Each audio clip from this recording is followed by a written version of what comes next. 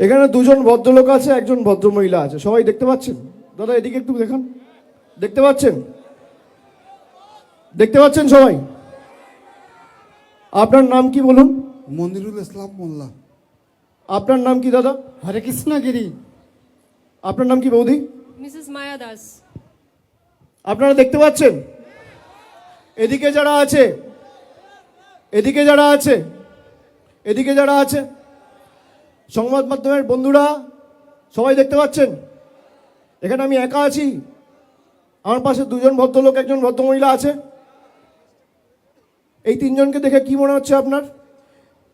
আসুন আমার সাথে আসুন। এই তিনজনকে দেখে কি মনে হচ্ছে আপনাদের? কি মনে হচ্ছে? কি মনে হচ্ছে? ঠিক মনে হচ্ছে?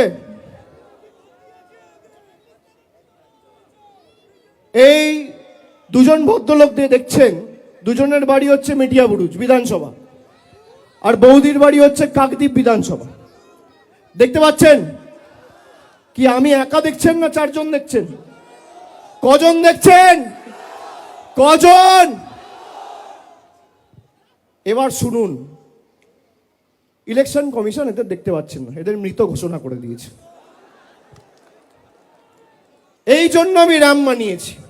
আর এরকম 3-4টে কেস না, খালি দক্ষিণ 24 পরগনা জেলায় 24 জন রয়েছে যারা জীবন্ত বহাল তবিয়তে রয়েছে, কিন্তু এদের দেখিয়ে দিয়েছে মারা গেছে। কোনোদিন মৃত ব্যক্তিদের র্যাম্পে হাঁটতে দেখেছেন? দেখেছেন? দেখেছেন? এই কারণ আমি তৈরি করেছি যে এদের কি চক্রান্ত, বাংলার মানুষ যাতে ভোটাধিকার প্রয়োগ না করতে পারে এদেরকে মৃত দেখিয়ে দেওয়া হয়েছে। আরে আমরা যতদিন আছি একটা মানুষের মৌলিক অধিকার আমরা যেতে দেবো না। দিল্লি আগামী দিন তৃণমূল যাবে, বিজেপির দালালরা তৈরি থাকো, ভ্যানিশ কুমার তৈরি থাকো, তৃণমূল দিল্লিতে যাবে।